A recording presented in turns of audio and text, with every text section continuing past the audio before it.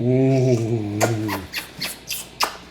T'as vu un peu tous les gens quand ils regardaient la vidéo, on était en train de faire des câlins dans le lit hier. T'as vu ça, Jackson? C'est des petits curieux, hein? Hein? Ils aiment ça, venir dans notre intimité, hein? C'est incroyable. Incroyable. Hein, mon petit bébé? Oh oui.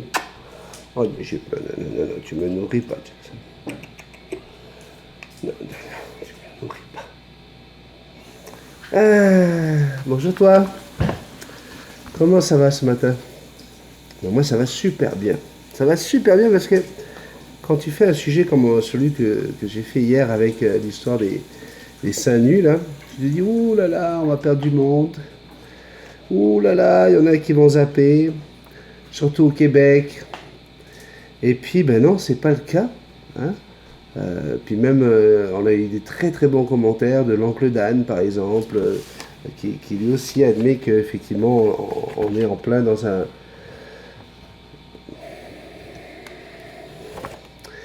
Comment dire? Il y a vraiment... Le puritanisme est vraiment au-dessus de nos têtes quand on est en Amérique. Et ben, c'est normal, hein, je vous le disais hier, 1620, ça fait 400 ans que cet état d'esprit a été... C'est presque génétique. Et puis d'ailleurs, avec mon copain Marc-Éric, on n'était pas d'accord hein, sur le sujet hier. Hein. Marc-Éric, lui, pour lui, hors des questions de laisser une femme avoir les seins nus sur la plage. Par contre, il me dit qu'il aimerait bien aller à Tahiti parce qu'il sait que là-bas, elles ont les seins nus, puis il serait bien content de les voir sur les plages. Donc, vous voyez, c'est un petit peu comme quand on va au Mexique, hein, quand on va dans le sud, et puis qu'on dit tout ce qui se passe dans le sud reste dans le sud. C'est comme si que d'un coup c'est une libération, tu sais, pendant qu'on est dans le sud, on fait un peu ce qu'on veut, mais quand on revient à la maison, blam, il faut se remettre aux règles. Ça ressemble un petit peu à ça. Et voilà, j'ai eu des très très bons commentaires. Mais vous inquiétez pas, avec Marc-Éric, on a de temps en temps des conversations comme ça, là, mais on se fâche pas, hein, on partage. On est intelligent avec Marc-Éric, on arrive à rester copains même quand on n'est pas d'accord sur un sujet. Salut Marc. Bonjour Benjamin, ça c'est Pietri Pascal. Alors, je suppose que c'est Pascal, c'est le nom de son copain ou quoi, parce que là elle parle en tant que femme. Elle me dit bonjour Benjamin, merci pour tout ce que tu as dit sur les seins. J'ai allaité ma fille et c'est vrai que la pression psychologique que j'ai subie m'a beaucoup affecté. J'étais jeune mais j'ai pas cédé. Je savais que donner le sein était la meilleure façon de nourrir ma fille. Je mets rarement des soutiens-gorge, je n'aime pas ça. Merci pour ce bon sens, c'est très rare de nos jours. Gros bisous à toi. Salut, hein, écoute, ça me fait super plaisir. Mais c'est incroyable de dire qu'on a pu subir des pressions psychologiques alors que tu étais juste en train de faire ce que la nature te demandait de faire, hein, c'est-à-dire allaiter ton bébé, quoi.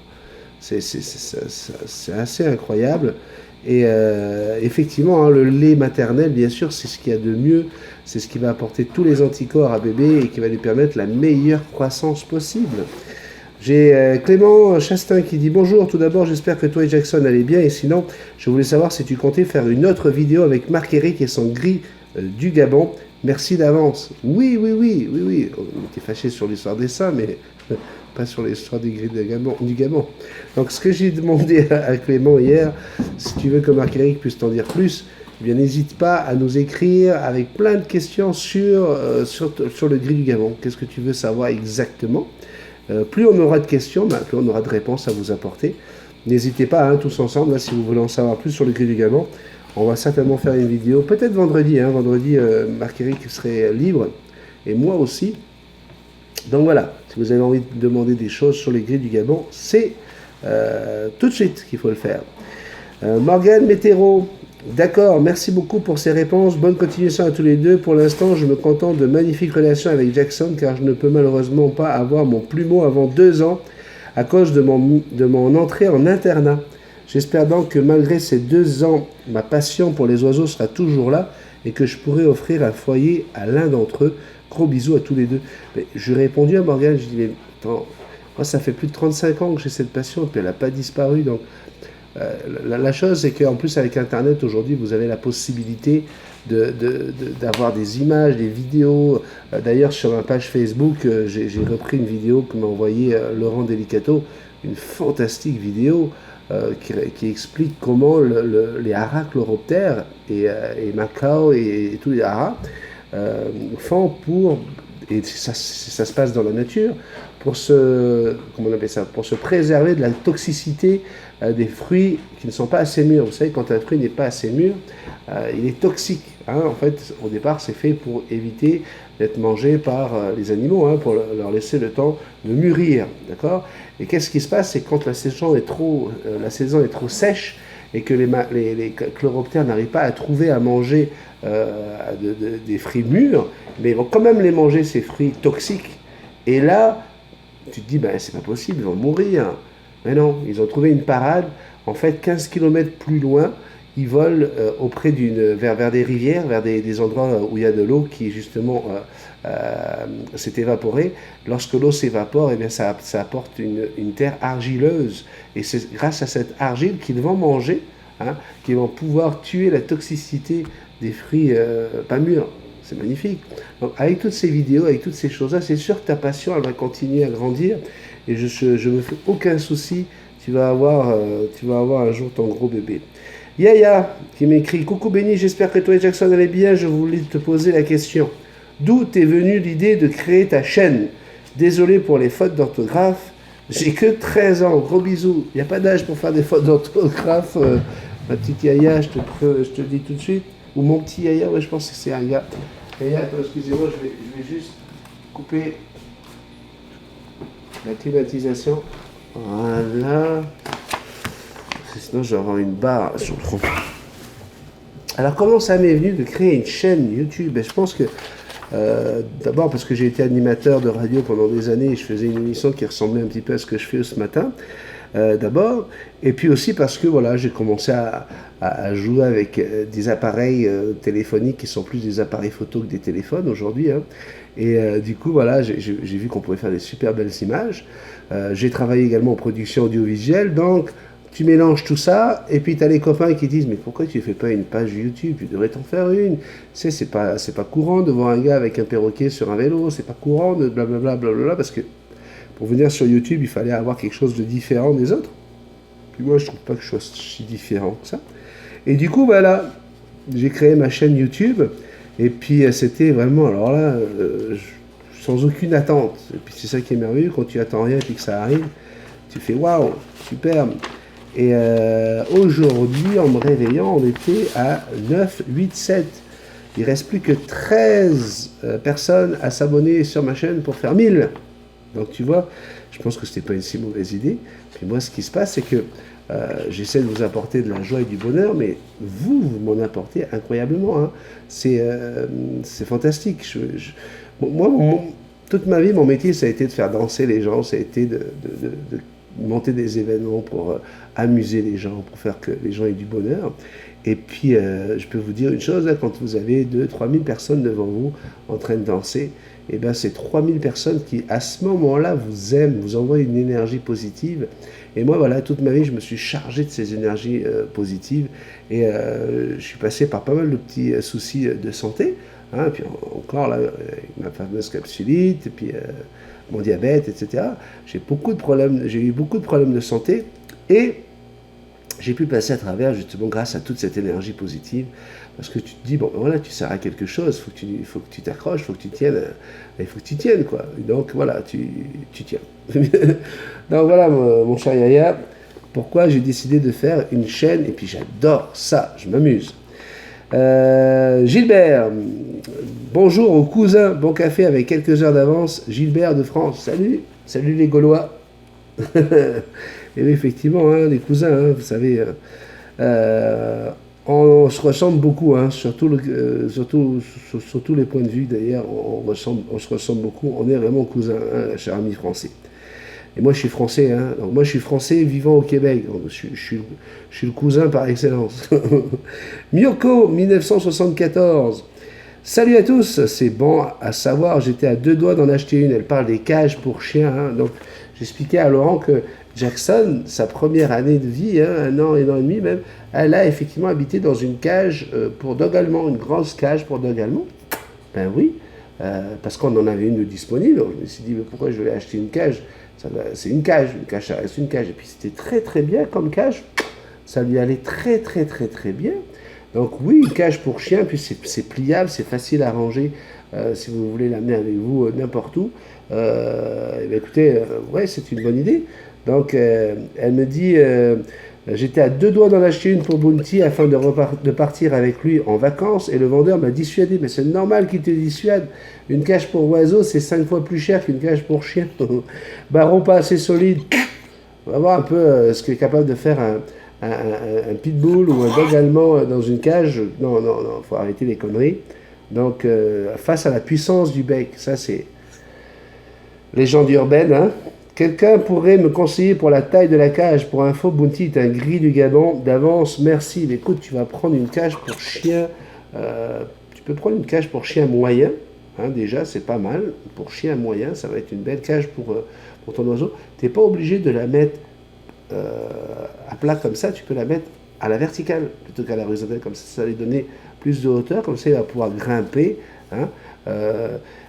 Une grande cage pour dog allemand, c'est trop grand pour un gris. D'accord? Il faut savoir une chose, et je l'ai déjà dit dans d'autres cafés, arrêtez de penser qu'il faut donner une immense cage à son oiseau. Okay? Une cage de dimension normale, il faut qu'il soit capable d'étendre ses ailes, il faut que toute l'envergure des ailes puisse rentrer dans la cage, ça c'est important, parce qu'il faut qu'il puisse étendre ses ailes et battre ses ailes. Mais plus la cage est grande, plus votre oiseau va avoir du territoire à gérer. D'accord? Or, à partir du moment où on parle d'un oiseau qui sort régulièrement, là, hein, plusieurs fois dans la journée, hein, on parle pas si vous avez l'intention de laisser votre oiseau enfermé 24 heures sur 24, déjà vous avez une mauvaise intention, donc ça ne fonctionne pas. Okay. Parce que là, je connais les extrémistes. Ah, moi, ce gars-là, il dit qu'il ne faut pas mettre des grandes cages. Non, c'est ridicule. Parce que grande cage, soit tu fais une cage qui fait la taille de ta maison, et là, effectivement, c'est intéressant pour ton oiseau parce qu'il va pouvoir voler. Mais à partir du moment où tu fais une cage pour ton oiseau qui soit juste ce qu'il faut pour qu'il puisse effectivement s'amuser, avoir des jouets, monter, descendre, mais qu'il n'ait pas un trop grand espace à gérer quand il s'endort, il faut qu'il se sente en sécurité, eh bien, c'est parfait. Hein. Arrêtez de penser qu'il faut faire des cages immenses. On fait des cages, là on n'appelle plus ça des cages, mais des volières, quand on a plusieurs oiseaux, quand on a plusieurs petites perruches, quand on a plusieurs petits inséparables et tout ça, et puis qu'on veut les mettre dans un espace où ils vont pouvoir voler, parce que ce sont des petits oiseaux, oui, là vous mettez une grande volière, bien sûr, mais pour un perroquet seul, vous allez voir que votre perroquet, il n'aura pas besoin d'avoir une immense cage, puisque de toute façon, il va sortir de la cage, il va voler certainement dans la maison, il va avoir un autre espace de jeu pour voler. La cage reste un endroit pour dormir, et pour dormir, moins il y a d'espace à surveiller, et plus votre oiseau va pouvoir se reposer d'un vrai sommeil. Sandra, qui m'écrit sur la vidéo In Bed With, hein, je vous ai sorti une petite vidéo, j'étais au lit avec Jackson, et donc elle me dit, je suis fan, elle est tellement belle, oh là là, je comprends tellement l'amour que tu lui portes, j'attends de finir mes études pour pouvoir avoir ce bonheur là aussi, avec un aussi beau perroquet. Merci pour ce beau moment. Ben ouais, écoute, c'était hier après-midi. Vous avez raté le meilleur, parce que au moment où je décide de prendre la caméra, ça fait déjà 3/4 d'heure qu'elle est avec moi, en train de me faire des mamans, en train de se frotter, en train de... Puis je dis à un moment donné, je vais leur montrer ça, je suis sûr que ça va leur plaire. Et ben voilà, ça a fonctionné. On a également Morgane qui nous dit trop mignons tous les deux, bonne nuit à vous deux. Ne vous inquiétez pas, j'ai pas dormi avec elle, hein, j'ai ma femme pour ça. Mais elle aimerait bien par exemple. Vous savez, hein, d'ailleurs la vidéo que m'a montré Laurent Delicato que j'ai mis sur ma page Facebook, c'est intéressant parce que comparé aux imbéciles qui vendent de la moulée, qui disent qu'un arachléoptère peut vivre à peu près 20 ans, hein, 25 ans, hein, les cocos, à donner de la nourriture de merde. D'ailleurs, j'en ai un autre à vous raconter aussi là-dessus. Eux, ils te disent que les arachléoptères, quand ils se rencontrent, hein, c'est pour former un couple pendant au moins 50 ans, quoi. D'accord? 50 ans pour faire un couple, et quand ils se rencontrent, ils sont déjà nés. Donc tu vois qu'ils vivent bien plus que 25 ans, les perroquets, quand ils ont une vraie nourriture, quand ils vivent normalement, le plus naturellement possible. Et là, j'ai un abruti aussi sur un truc de perroquet. Là, je ne sais même pas pourquoi je me retrouve là-dessus. Moi, je me retrouve sur des pages de perroquets. Là, n'hésitez pas à m'éjecter si vous voulez, parce que des fois, je lis des choses qui sont tellement aberrantes là, que je me demande qu'est-ce que je fous là-dessus. Et, euh, et donc il écrit, voilà, j'ai une cognure de 16 ans. Je viens de commencer à lui donner la nourriture de perroquet de Charlie. Et merde, elle a pendu un œuf. Donc là, moi je me dis, ah, le gars là, voilà, il se pose des questions sur pourquoi elle a pondu un œuf et sur la nourriture. Et là, je lui dis, bah, écoute, ça montre que c'est une très très bonne nourriture, la perroquet de Charlie, parce que c'est que la nourriture naturelle, c'est la meilleure qualité de graines qu'on peut trouver au Canada. Donc je lui dis, ben voilà, c'est la preuve que c'est une bonne nourriture, puisque ton oiseau, du coup, ben, il prend un cycle naturel, parce que c'est naturel, un coco, pour un oiseau de pondre un œuf, c'est naturel, c'est normal. D'accord. Une femelle, même sans avoir été fécondée, elle va pondre des œufs. Ça, c'est normal. Quand ça arrive, là, c'est pas un truc terrible, c'est normal. Et lui, qu'est-ce qu'il me répond? Il me fait, parce que moi, je lui dis, oui, c'est la meilleure nourriture. Et là, il me dit, propos gratuits, sans aucun fondement. Et là, je comprends que le mec, en fait, il voulait juste casser la nourriture perroquet Charlie, tu sais, ça doit être encore un malade mental de mouler, tu sais. Et donc, voilà, je lui ai expliqué, quoi. Je dis, écoute, si c'était pour casser la nourriture perroquet Charlie, t'es mal barré, mec, parce que tous ceux qui laissaient, en général, ils quittent la moulée, parce qu'ils se rendent compte au bout de 3 4 semaines que les oiseaux ont des plumes magnifiques, qu'ils ont un comportement magnifique. Et puis effectivement, bah, si un oiseau se met à pondre, là, bah, c'est parce que peut-être il arrête de bouffer de la moulée merdique qui empêche les oiseaux de synthétiser eux-mêmes les vitamines, hein, puisqu'on leur fout des vitamines synthétiques dans cette moulée qui a déjà brûlé toutes les vraies vitamines, toutes les bonnes vitamines. Et donc du coup, ton oiseau, il ne sait plus synthétiser ne serait-ce que le calcium, hein, et puis le calcium, c'est la base des œufs. Hein, donc espèce d'imbécile. Avant de me dire à moi que je parle sans aucun fondement, renseigne-toi à qui tu parles d'abord. Valérie Ribeiro, un petit coucou du Portugal. On est tout à fait d'accord avec toi pour l'allaitement. Il n'y a rien de sexual là-dedans. Et on oublie avec les années, car dans le passé, l'allaitement était vital. Très belle vidéo, comme d'habitude. Gros bisous à toi et à Jackson. Une grande pensée pour Chantou. Tu vois, Chantou, on pense à toi. Si tu regardes cette vidéo, il y a plusieurs personnes qui nous demandent de tes nouvelles, qui veulent savoir comment tu vas. Ok, Chantou? Et puis j'ai mon ami José et Laetitia. Bonjour Benny Jackson, depuis nos vacances au Portugal, eux aussi, ça se trouve, ils vont croiser Valérie. Ils sont au Portugal, on te suit de là aussi. Et ils ont bien aimé la vidéo d'hier également. Donc, c'était le petit café de ce matin. Je vous parlerai des plumes de sang, je l'ai promis. Et puis, je sais que Catherine me dit, ouais, je fais une vidéo là-dessus. Sauf que il me manque un ustensile, hein, j'en avais un. Jackson n'a jamais fait aucune plume de sang en 8 ans. Puis du coup, j'ai perdu sa pince, parce que je ne l'ai jamais utilisée. J'ai perdu une pince spéciale et je vais me la procurer dès que possible. Je suis passé voir au magasin et j'en ai commandé une. Je pense que je l'aurai d'ici 15 jours. Une fois que j'aurai cette pince, je vais pouvoir vous expliquer c'est quoi une plume de sang et surtout comment on fait pour soigner votre bébé. S'il a une plume de sang, il faut agir très très vite. Je vous montrerai comment, parce que oui, effectivement, l'oiseau peut mourir à cause d'une plume de sang. Donc je vous explique tout ça dans une vidéo d'ici de 10-15 jours. 987 abonnés à cette chaîne. Merci beaucoup de votre fidélité, merci de votre gentillesse, merci d'être avec moi tous les matins. Et puis je rappelle, hein, tous les nouveaux qui arrivent, si vous avez envie d'écrire un petit message, allez-y, lâchez-vous. Ça me fait toujours plaisir de vous lire comme ça le matin, hein, histoire de prendre un café avec toi, hein, puis avec toi, puis toi, puis toi, puis eux là-bas, puis les autres. Imaginez, on est des fois 300, 400 à regarder, à être ensemble assis autour de ce café. Ça fait du monde, hein, 400 personnes. Hein, puis tous les matins, comme ça, là, au moins 250 déjà. Hein. Donc, oui, Jackson, t'es gentil. Ça y est, t'as compris que c'est la fin. Hein. T'as compris que c'est fini, qu'on va être juste nous deux. On va aller faire le montage. On va aller mettre le café sur YouTube. C'est ça que tu veux? Oui. Oh. Oh. Doucement, doucement, doucement, doucement le bec, doucement, doucement. Fait mal. Ben oui.